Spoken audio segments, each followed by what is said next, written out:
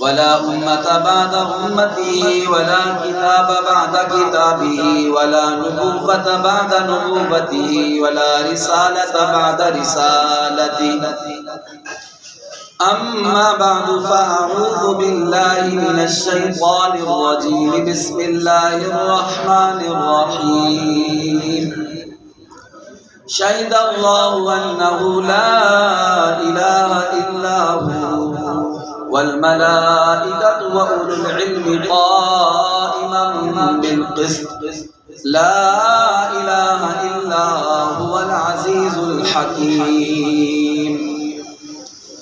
وقال النبي صلى الله عليه وسلم الماهر بالقرآن مع السفرة الكرام البررة صدق الله العظيم وصدق رسوله النبي الكريم الأمين الرؤوف الرحيم.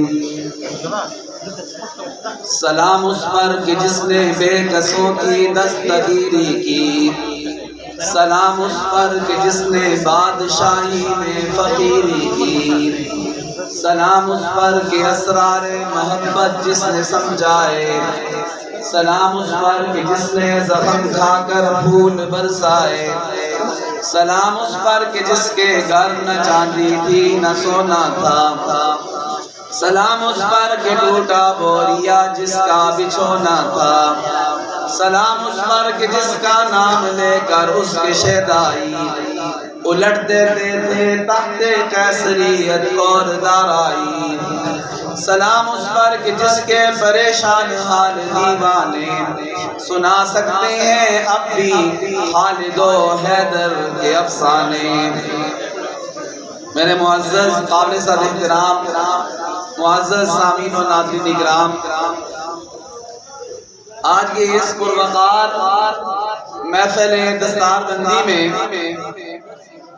اللہ رب العزت نے مجھے توفیق بخشی کہ میں اللہ اور اللہ کے رسول کی چند باتیں آپ کو سناؤں، اور آپ بھی خوش نصیب ہیں کہ اس محفل میں اللہ تعالیٰ نے آپ کو آنے کی توفیق عطا فرمائی. ہمارے نہایت ہی محترم مکرم حضرت مولانا قاری شفیق احمد صاحب کا یہ ادارہ اللہ تعالیٰ اس کو دن دگنی رات چگنی ترقی عطا فرمائے. بہت ہی اچھے انداز میں الحمدللہ دین کی خدمت میں مصروف ہیں. مجھ سے پہلے حضرت مولانا عبدالکریم سعیدی صاحب نے آپ سے خطاب کیا. میں ایک دوست کو کہہ بھی رہا تھا مولانا صاحب نے ایسا ماشاءاللہ جامع اور مانے خطاب کیا ہے کہ کوئی حدیث پاک چھوڑی نہیں ہے جو انہوں نے بیان نہ کی. ماشاءاللہ اللہ تعالیٰ ان کے علم میں عمل میں اور برکت عطا فرمائے. بس چند باتیں آپ کے سامنے عرض کر کے اجازت چاہوں گا. میرے محترم بھائیو، جس طرح اللہ رب العزت کی شان بہت بلند ہے، اسی طرح اللہ تعالیٰ کی کلام قرآن پاک اس کی شان بھی بہت بلند ہے. اور جو بھی اس کو اپنے سینے سے لگاتا ہے، حفظ کرتا ہے، دیکھ کر پڑھتا ہے، عالم بنتا ہے، اس کی شان بھی اللہ رب العزت نے بلند کر دی ہے. میں نے آپ کے سامنے ایک آیت کریمہ پڑھی ہے. اللہ تعالیٰ اس میں ایک دعویٰ پیش کرتے ہیں اور دعوے پر اللہ تعالیٰ 3 گواہ پیش کرتے ہیں. دعویٰ کیا ہے؟ اللہ کہتے ہیں شہید اللہ انہ لا الہ الا اللہ. دعویٰ یہ ہے کہ اللہ کے سوا کوئی عبادت کے لائق نہیں، اللہ کے سوا کوئی حاجت روا نہیں، مشکل کشا نہیں، بگڑی بنانے والا نہیں، اولاد دینے والا نہیں، عزت ذلت دینے والا نہیں. یہ سارے خدائی اختیارات اللہ تعالیٰ کے پاس ہیں. اللہ فرماتے ہیں کہ اس کا سب سے پہلے گواہ خود اللہ تعالیٰ ہے. اللہ تعالیٰ یہ گواہی دیتے ہیں. دوسرا فرمایا والملائکہ، اللہ تعالیٰ کے نورانی فرشتے یہ گواہی دیتے ہیں. تیسرا فرمایا وَأُولُو الْعِلْمِ، علم والے جن کو اللہ تعالیٰ نے دین کا علم عطا فرمایا، دین کی سمجھ عطا فرمائی، جو حافظ قرآن ہے، جو عالم دین ہے، ان کو اللہ تعالیٰ نے تیسرا گواہ بنایا. دیکھیں میرے محترم بھائیوں، ہم کیا کرتے ہیں؟ گواہ کو دیکھتے ہیں، گواہ سچا ہونا چاہیے، عادل ہونا چاہیے۔ اللہ رب العزت نے جن کو گواہ کے طور پر پیش کیا، آپ اندازہ لگائیں کہ اللہ کی نظر میں ان دین کے علم والوں کی کتنی قدر و قیمت ہے کہ اللہ تعالیٰ نے کسی تاجر کو بطور گواہ کے پیش نہیں کیا، کسی زمیندار کو بطور گواہ کے پیش نہیں کیا، کسی مالدار کو گواہ کے طور پر پیش نہیں کیا، اللہ تعالیٰ نے گواہ کے طور پر پیش کیا ہے۔ تو ان قرآن و حدیث کے علم والے علماء کو اللہ تعالیٰ نے اس دعوے پر بطور گواہ کے پیش کیا ہے اور فرشتوں کے ساتھ ان کو جوڑا ہے۔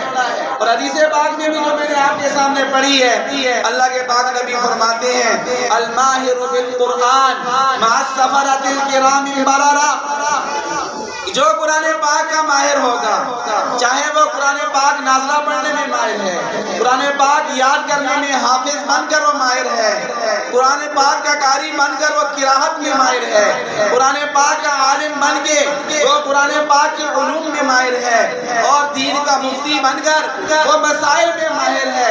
اللہ کے پاک نبی صلی اللہ علیہ وسلم ارشاد فرماتے ہیں کہ اللہ تعالیٰ ان کا حشر قیامت والے دن ان کو اللہ تعالیٰ فرشتوں کی صفوں میں اٹھائیں گے۔ قرآن پاک میں ہے بِأَيْدِی سَفَرَۃ کِرَامٍ بَرَرَۃ، یہ قرآن پاک معزز اور عزت والے ہاتھوں نے اس کو لکھا ہے۔ تو میرے محترم بھائیوں، اس سے بڑا مرتبہ اور مقام کیا ہے کہ اللہ تعالیٰ قیامت والے دن ان علماء کو، ان طلباء کو اللہ اپنی نورانی مخلوق فرشتوں کے ساتھ ان کا حشر کریں گے۔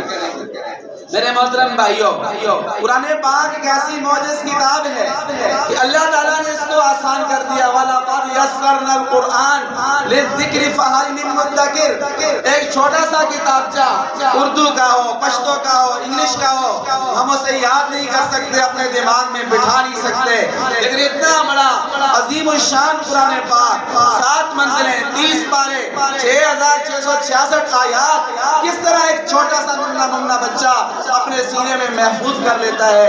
یہ قرآن پاک کا معجزہ اور اعجاز ہے۔ اللہ تعالیٰ نے اس کو اپنے پیارے نبی حضرت محمد مصطفیٰ صلی اللہ علیہ وسلم کے سینے پر، قلب اطہر پر اتار کر اللہ تعالیٰ نے اس کو آسان کر دیا۔ اتنا اللہ تعالیٰ کا یہ معجز کتاب ہے۔ ایسے آتا ہے میرے محترم بھائیوں، جو بھی کوشش کرتا ہے، محنت کرتا ہے، استاذ بھی محنت کرتے ہیں، شاگرد بھی محنت کرتے ہیں، ان کے والدین بھی محنت کرتے ہیں، تو اللہ تعالیٰ ان بچوں کو کامیابی عطا فرماتے ہیں۔ امام محمد رحمت اللہ علیہ کے بارے میں آتا ہے کہ امام محمد رحمت اللہ علیہ امام ابو حنیفہ رحمت اللہ علیہ کے پاس آئے، کہنے لگے کہ مجھے دین کے علوم پڑھائیں، فقہ کا علم مجھے پڑھائیں۔ امام اعظم ابو حنیفہ رحمت اللہ علیہ نے فرمایا کہ میری شرط یہ ہے، میں عالم اس کو بناتا ہوں جو پہلے حافظ قرآن ہو، آپ حافظ نہیں ہو، ایسے کرو پہلے جا کر قرآن پاک حفظ کر کے آؤ، پھر میں آپ کو عالم بناؤں۔ امام محمد رحمت اللہ علیہ تشریف لے گئے، اور میرے محترم بھائیوں، ابھی ایک ہی ہفتہ گزرا تھا کہ واپس آئے امام اعظم ابو حنیفہ رحمت اللہ علیہ کے پاس، کہنے لگے کہ ابھی مجھے دین کے علوم پڑھائیں، ابھی مجھے عالم بنائیں، ابھی مجھے فقہ کا علم پڑھائیں۔ امام اعظم ابو حنیفہ رحمت اللہ علیہ کہنے لگے کہ اتنی جلدی تم قرآن پاک کو حفظ کر آئے ہو؟ میں نے تمہیں کہا تھا کہ حافظ قرآن بن کے آنا۔ فرمایا اے امام اعظم ابو حنیفہ، آپ قرآن پاک کی جو سورت، جو آیت مرضی آپ پوچھ لیں، میں نے الحمد سے لے کر والناس تک سارے کا سارا قرآن پاک ایک ہفتے کے اندر یاد کر لیا اور حافظ قرآن بن گیا۔ یہ ان کی محنت تھی، اخلاص تھا کہ اتنی اللہ تعالیٰ نے اس قرآن پاک کو آسان کر دیا ہے۔ مولانا مناظر احسن گیلانی سوانح قاسمی میں حضرت مولانا قاسم نانوتوی بانی دارالعلوم دیوبند، ان کے بارے میں لکھتے ہیں کہ حضرت مولانا قاسم نانوتوی رحمت اللہ علیہ حج کے سفر پر تھے۔ اس زمانے میں بحری جہازوں کے ذریعے جاتے تھے، مہینہ، 2 مہینے، 2.5 مہینے لگ جاتے تھے۔ سفر میں تھے تو رمضان مبارک آ گیا۔ پہلے دن ایسا ہوا کہ سورتیں پڑھی گئی تراویح کی نماز میں، دوسری دن امام قاسم نانوتوی رحمت اللہ علیہ بانی دارالعلوم دیوبند کہنے لگے کہ مجھے یہ عار محسوس ہوئی، شرم محسوس ہوئی، اتنا بڑا رب کا قرآن وہ ہم تراویح میں نہ سنائیں اور صورتیں پڑھ کے تراویح پڑھ لیں۔ جیسے آج کل یہ ہم رواج ہو گیا ہے، لوگ کہتے ہیں ہم دن بھر محنت کر کے مزدوری کر کے تھک گئے ہیں، وہاں تراویح کی نماز پڑھتے ہیں جہاں قاری صاحب جلدی جلدی پڑھائیں، جہاں قاری صاحب 20 منٹ میں آدھے گھنٹے میں 20 تراویحاں پڑھا دیں، جہاں قاری صاحب سمجھ آئے نہ آئے لیکن جلدی ہمیں فارغ کر دیں۔ میرے محترم بھائیو، یہ قرآن کے ساتھ ناانصافی ہے۔ ہمیں تراویح کی نماز وہاں پڑھنی چاہیے جہاں قاری صاحب، حافظ صاحب قرآن پاک ٹھہر ٹھہر کے پڑھیں، تجوید کے ساتھ پڑھیں، تلفظ کے ساتھ پڑھیں۔ اصل قاری صاحب تو ہے ہی وہ جو تجوید اور تلفظ کے ساتھ پڑھیں۔ آخرت میں بھی، جنت میں بھی یقال لحافظ القرآن، حافظ قرآن کو اللہ تعالیٰ جب کہیں گے اے حافظ قرآن اقرا واتقی ورتل کما کنت ترتل فی الدنیا، اے حافظ قرآن تو قرآن پاک پڑھتا جا اور جنت کے درجوں پہ چڑھتا جا۔ لیکن یہ خیال رکھنا جلدی نہیں پڑھنا، یہ نہ ہو یعلمون تعلمون سمجھ ہی نہ ہے۔ فرمایا ورتل، تجوید کے ساتھ پڑھنا، ٹھہر ٹھہر کے پڑھنا، کما کنت ترتل فی الدنیا، جیسے تو دنیا میں ٹھہر ٹھہر کر تجوید کے ساتھ پڑھتا تھا۔ فإن منزلک عند آخری آیت تقرأ ہوا، تیرا مرتبہ اور مقام وہاں ہوگا جہاں تو قرآن پاک کی آخری آیت پڑھے۔ حضرت مولانا قاسم نانوتوی رحمۃ اللہ علیہ فرماتے ہیں جب دوسرا دن آیا رمضان مبارک کا، میرے دل میں اللہ تعالیٰ نے یہ بات ڈالی، اللہ کی طرف سے یہ الہام ہوا کہ کیوں نہ قرآن پاک کے دن کو یاد کروں اور رات کو تراویح کی نماز میں سنا دوں۔ سبا 12 دن کو یاد کرتے تھے اور رات کو تراویح کی نماز میں وہ سناتے تھے۔ 27ویں شب ہوئی، ادھر سے 27ویں شب ہوئی، ادھر سے مکمل قرآن پاک کے حافظ بھی بن گئے اور تراویح کی نماز میں سنا بھی۔ یہ قرآن پاک کا معجزہ ہے۔ محنت کرے انسان تو کوئی مشکل نہیں ہو، کون سا عقدہ ہے جو حل ہو نہیں سکتا، محنت کرے انسان تو کیا ہو نہیں سکتا۔ شیخ سلیم اللہ خان صاحب رحمہ اللہ تعالیٰ کے بارے میں آتا ہے انہوں نے بھی ایسے ہی حفظ کیا، اول رمضان کو دن کو 12 یاد کرنا شروع کیا، 27ویں شب کو مکمل 27 دنوں کے اندر مکمل حافظ قرآن بنا۔ یہ کیا ہے؟ یہ قرآن پاک کا معجزہ ہے، قرآن پاک کی یہ کرامت ہے کہ اللہ تعالیٰ اس کی حفاظت کا ذمہ اللہ نے اٹھایا ہے۔ اللہ تعالیٰ قرآن پاک میں فرماتے ہیں اِنَّا نَحْنُ نَزَّلْنَا الذِّكْرَ وَإِنَّا لَهُ لَحَافِظُونَ، ہم نے اس قرآن پاک کو اتارا ہے، قیامت کی صبح تک اس قرآن پاک کی حفاظت کرنا بھی اللہ تعالیٰ کہتے ہیں ہماری ذمہ داری۔ ہم چھوٹے چھوٹے تمہارے بچوں کو 7 سال کا بچہ، 8 سال کا بچہ، 9 سال کا بچہ، 10 سال کا بچہ، 10 سال کی بچی، ہم اس کے سینے کے اندر قرآن پاک کو ایسا محفوظ کر دیں گے کہ وہ الحمد سے لے کر والناس تک سارا قرآن پاک سنا دے گا، اس کی غلطی نہیں آئے گی۔ جب برصغیر پاک و ہند میں انگریز نے قبضہ کرنا شروع کیا، مسلمانوں کی مسجدوں کو شہید کرنا شروع کیا، مدارس کو شہید کرنا شروع کیا، الماریوں کے اندر سے قرآن پاک لے کر دریا برد کرنا شروع کیے، ایک دینی مدرسے میں جاتے ہیں انگریز فوجی، ایک دینی مدرسے میں جاتے ہیں، الماریوں سے قرآن پاک نکالنے لگے۔ ان کے قاری صاحب کہنے لگے ذرا صبر کرو، بچوں کو کھڑا کیا، حفظ کی کلاس لگی ہوئی تھی، پہلے بچوں کو کہا تو پہلا سپارہ پڑھ، دوسرے کو کہا تو دوسرا پارہ پڑھ، تیسرے کو کہا تو تیسرا پارہ پڑھ، سارے پڑھتے گئے۔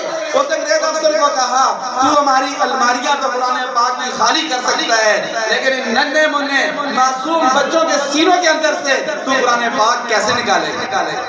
یہ قرآن پاک کا معجزہ اور اعجاز ہے۔ میرے محترم بھائیوں، کس بات کو ذکر کریں؟ اللہ تعالیٰ نے خیرکم من تعلم القرآن وعلمہ، اپنے پیارے نبی صلی اللہ علیہ وسلم کی زبان سے یہ الفاظ نکلوائے کہ اے میرے پیارے نبی، آپ اعلان کر دیجئے لوگوں، تم میں سب سے بہترین وہ ہے جو قرآن پاک سیکھتا ہے اور دوسروں کو سکھاتا ہے۔ اللہ کے نبی نے یہ نہیں فرمایا کہ صدر بہتر ہے، وزیر اعظم بہتر ہے، ایم پی اے بہتر ہے، ایم این اے بہتر ہے، تاجر بہتر ہے، ڈاکٹر بہتر ہے، پروفیسر بہتر ہے، اسکول ٹیچر بہتر ہے۔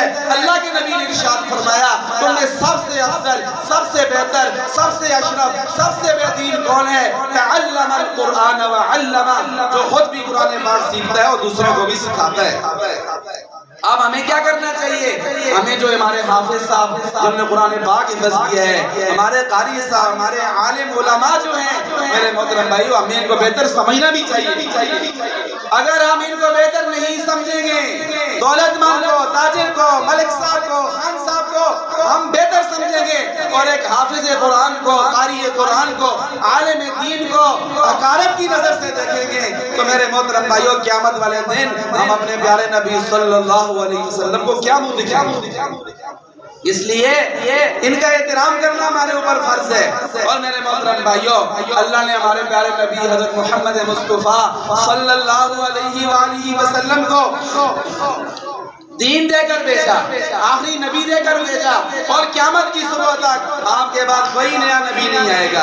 آپ آخری نبی ہیں، جو بھی دعویٰ کرے گا وہ جھوٹا، کذاب اور دجال ہوگا۔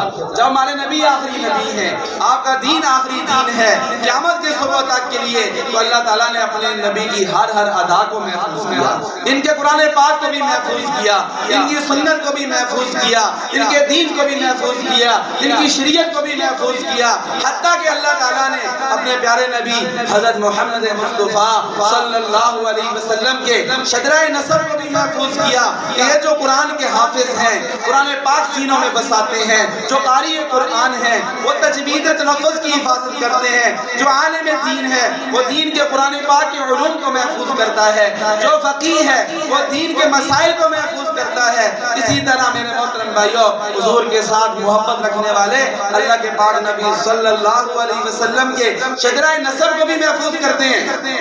اور ہمارا یہ ایمان اور عقیدہ ہے، ہمارے پیارے نبی حضرت محمد مصطفیٰ صلی اللہ علیہ وسلم سے لے کر حضرت آدم علیہ السلام تک آپ کا سارا شجرہ نسب پاک ہے، پاکیزہ ہے، اعلیٰ ہے، بالا ہے، اشرف ہے، ہر قسم کی بدکاری سے محفوظ ہے۔ مفسرین نے، محدثین نے، سیرت نگاروں نے آپ کا شجرہ نسب محفوظ کیا ہے۔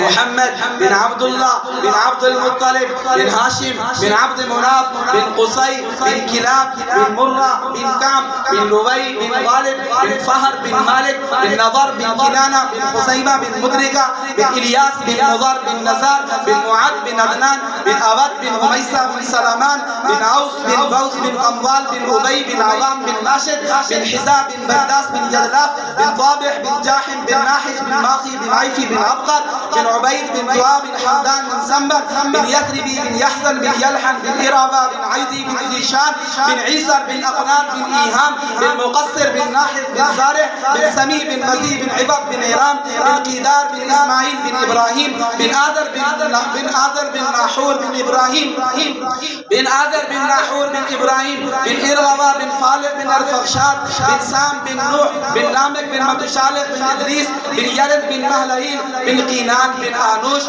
بن شیر بن آدم علیہ السلام۔ یہ 80-81 پیڑیاں ہیں۔ ایسے اللہ کے نبی صلی اللہ علیہ وسلم کے عاشق، آپ کے دیوانے، آپ کے ساتھ محبت رکھنے والے، انہوں نے یہ سارا شجرہ نسب محفوظ کر لیا، اپنے دل و دماغ میں محفوظ کر لیا۔ اس لیے کہ ہمیں اپنے والدین کا شجرہ نسب زیادہ نہیں یاد، 4-5 نام یاد ہیں، اوپر نہیں یاد۔ اللہ کے نبی صلی اللہ علیہ وسلم کا شجرہ نسب اس لیے یاد کیا ہے کہ ہمیں ان سے سچی محبت ہے، اور آپ ہی محبت ہی نجات کا ذریعہ ہے۔ حضور صلی اللہ علیہ وسلم کا فرمان ہے، لا یؤمن احدکم حتی اکون احب الیہ من والدیہ وولدیہ والناس اجمعین۔ تم میں سے کوئی اس وقت تک مومن نہیں ہو سکتا جب تک وہ اپنے پیارے نبی حضرت محمد مصطفیٰ سے دنیا کی ہر چیز سے زیادہ محبت کرے، اپنی جان سے زیادہ محبت، اپنے مال سے زیادہ محبت، اپنی اولاد سے زیادہ محبت، دنیا کی ہر چیز سے زیادہ محبت جب ہم اپنے پیارے نبی سے کریں گے تب ہمارا ایمان مکمل ہوگا۔ میرے محترم بھائیو، آخر میں اس شعر پر اپنے بات کو ختم کرنا چاہتا ہوں۔ کتاب خدا کی یہ تاثیر دیکھی، کتاب خدا کی یہ تاثیر دیکھی، بدلتی ہزاروں کی تقدیر دیکھی۔ وآخر دعوانا ان الحمدللہ رب العالمین۔